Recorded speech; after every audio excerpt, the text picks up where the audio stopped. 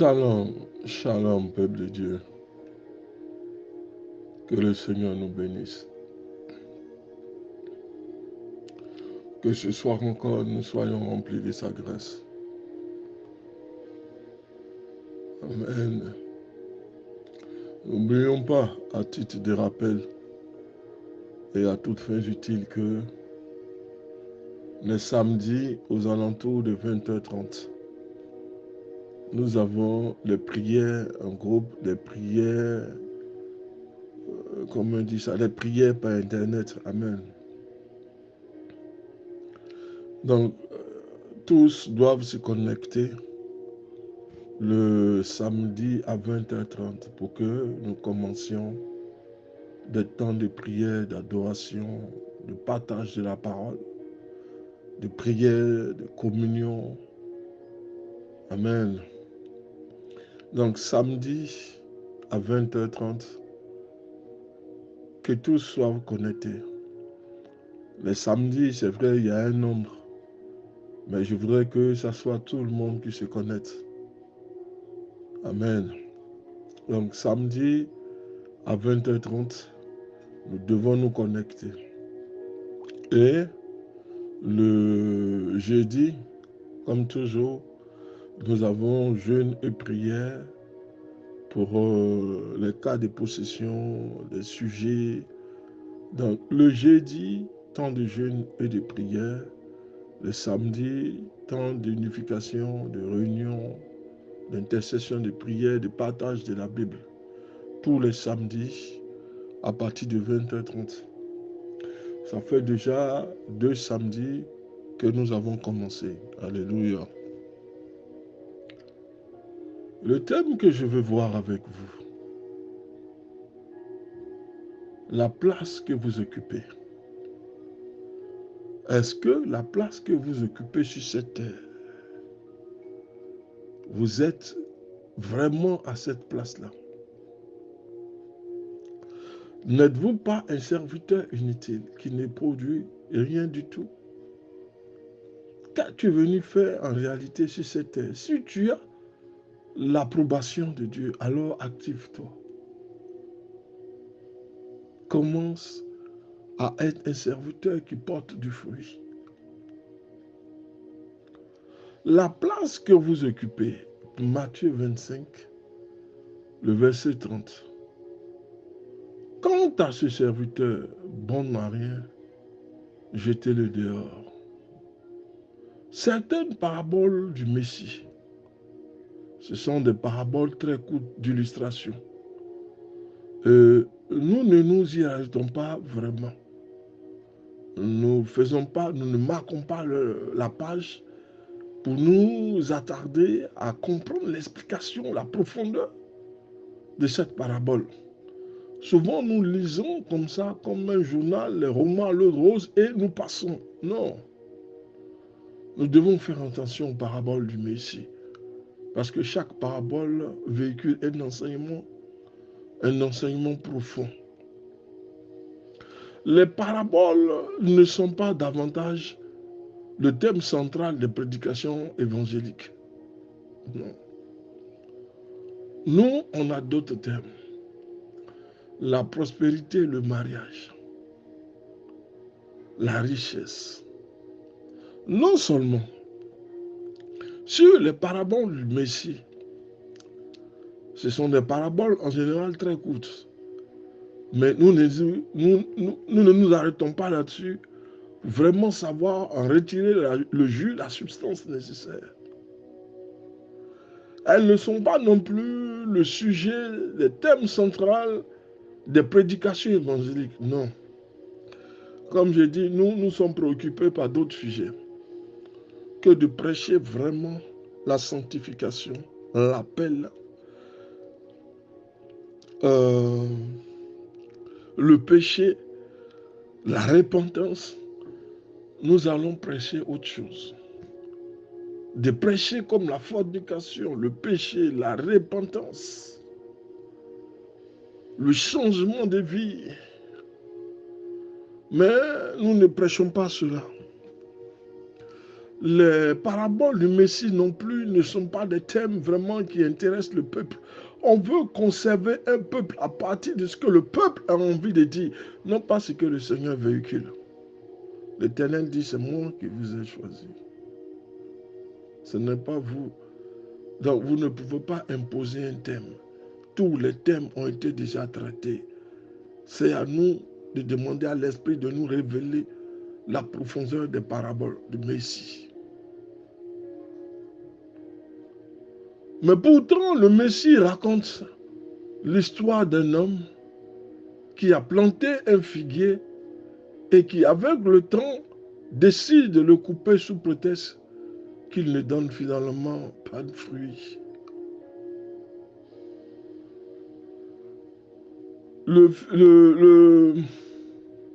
L'homme s'en plaint et il coupe le figuier. Il ordonne que le figuier soit coupé. Il ordonne à son jardinier de couper le figuier puisqu'il occupe la terre inutilement. Posez-vous la question, vous-même, enfant de Dieu.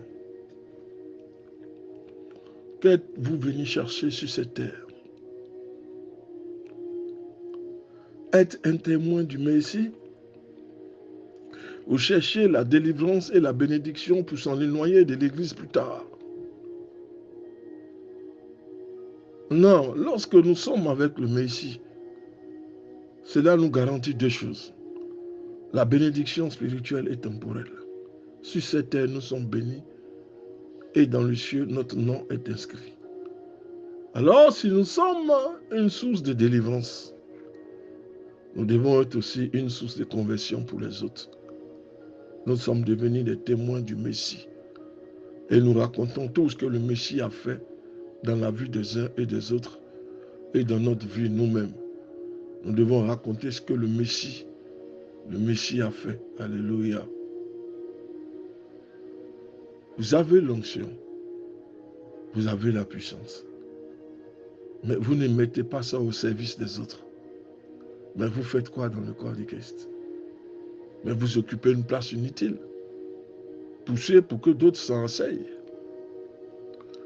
Ne laissez pas Satan progresser parce que vous avez le don qu'il faut, la capacité qu'il faut. Et vous laissez Satan marcher dans la domination sur les autres. N'êtes-vous pas un serviteur inutile? Vous qui devez en principe en train de prêcher l'évangile, c'est vous qui vous mettez à critiquer les autres. Vous êtes un serviteur inutile parce que celui qui est de Dieu ne critique pas mais il construit. Alléluia. Il construit patiemment. Dieu vous a tout donné, mais vous ne le mettez pas au service. Vous ne faites pas la délivrance. Vous ne prêchez pas. Vous opprimez l'aveugle et l'orphelin. Vous ne faites rien d'aucun ministère pour lequel l'Éternel vous a appelé. Quelle est la place que vous occupez? Vous occupez une place que peut-être quelqu'un d'autre aurait dû occuper. Mais vous occupez cette place, mais vous ne produisez rien. Mais tout ce qui vous intéresse, c'est la bénédiction. Commencez par faire l'œuvre de Dieu déjà. Viendront la bénédiction par la suite. L'homme demande à son jardinier, mais puisqu'il occupe la terre inutilement, l'employé va alors plaider pour laisser une dernière chance et une saison supplémentaire à l'arbre. On ne sait pas si le suicide aurait profité au figuier, mais l'histoire s'arrête là. Or, ce qu'il faut retenir dans cette anecdote, c'est le propos du maître. Il occupe inutilement de l'espace. Il faut l'occuper. Quel terrible bilan. Vous ne produisez rien. Vous ne vous levez pas. L'appel de Dieu est sur votre vie. Ne laissez pas les autres venir occuper la place qui vous revient. Ne laissez pas les gens occuper cette place-là. Vous avez l'onction. Le problème auquel nous sommes confrontés aujourd'hui, ces derniers temps, c'est que ceux qui ne sont pas appelés de Dieu, c'est eux-là qui viennent maintenant et disant qu'ils se font appelés prophètes ou je ne sais quel titre pour lequel ils exercent le ministère. Alors que ceux qui sont réellement de Dieu, qui ont l'onction, l'approbation de Dieu, ce sont des personnes qui sont véritablement combattues. Mais les gens aiment ce qui vient du diable.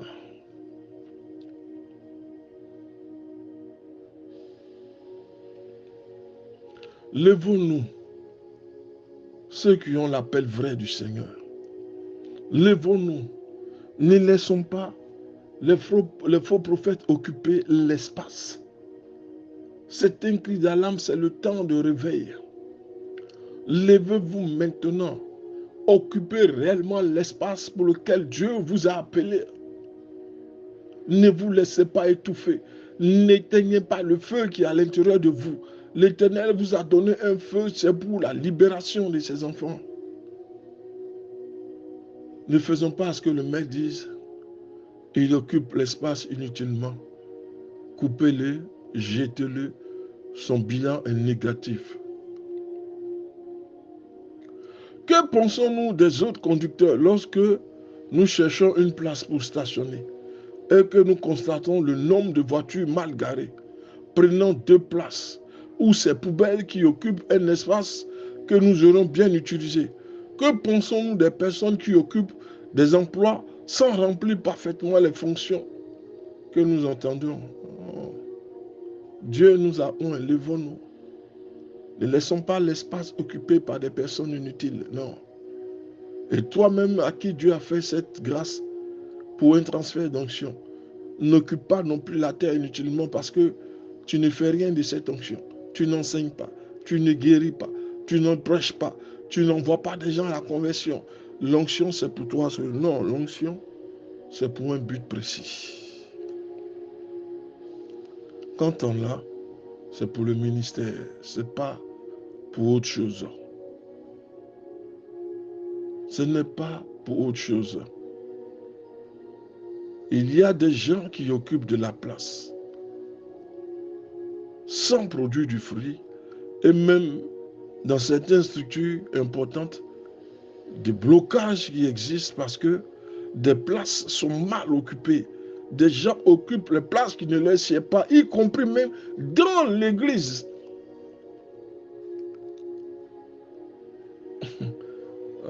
C'est lourd et puis c'est grave.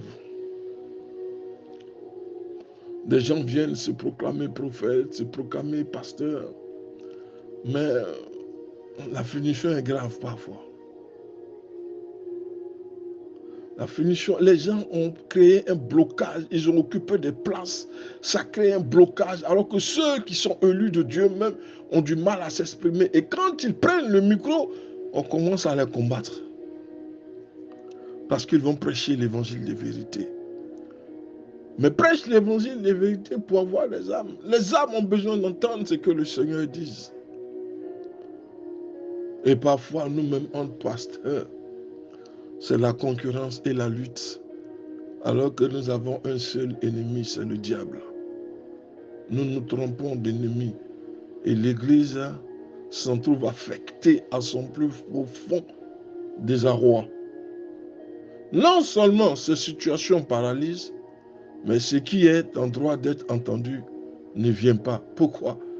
Parce qu'on empêche les véritables serviteurs de s'exprimer. S'il n'y a que les faux serviteurs qui se précipitent, qui veulent tout prendre, qui veulent tout s'accaparer. Mais lorsque tu es de Dieu, frère, tu n'as pas besoin de faire la course ou de manifester l'hypocrisie ni la jalousie. L'onction de Dieu t'apportera la bénédiction nécessaire. Tu n'as pas besoin d'écraser les autres. On n'avance pas en détruisant les autres. Non, mais au contraire, on les aide à progresser. Du coup, l'église est mélangée. On ne sait pas qui est réellement pasteur ni qui est prophète. Non seulement ces situations paralysent, mais ce qui est en droit d'être entendu ne vient pas. Tel ce figuier qui ne produit rien. Jean-Baptiste avertit ses correspondants, ses contemporains, pardon. Jean-Baptiste avertit ses contemporains. Produisez des fruits dignes de la vraie repentance. Ne vous mettez pas à dire en vous-même, nous avons Abraham pour père, car de ses pieds, Dieu peut susciter des enfants à Abraham. Parce que déjà, la cognée est mise à la racine des arbres. Tout arbre qui ne produit pas de bons fruits sera coupé et jeté au feu. Luc 3, le verset 7 à 9. Ma prière pour vous aujourd'hui, Seigneur, je n'occupe pas inutilement la place où je suis. Il faut que vous soyez un serviteur qui occupe la place où il est. Il produit du fruit et ses œuvres sont vues par le Seigneur. Dieu l'approuve et Dieu fait de lui un ornement pour les nations. Alors lorsque le Seigneur nous envoie, nous devons nous exprimer, nous devons parler, nous devons amener les gens à la repentance. C'est ainsi que nous ferons l'œuvre de notre Père. Que Dieu nous bénisse.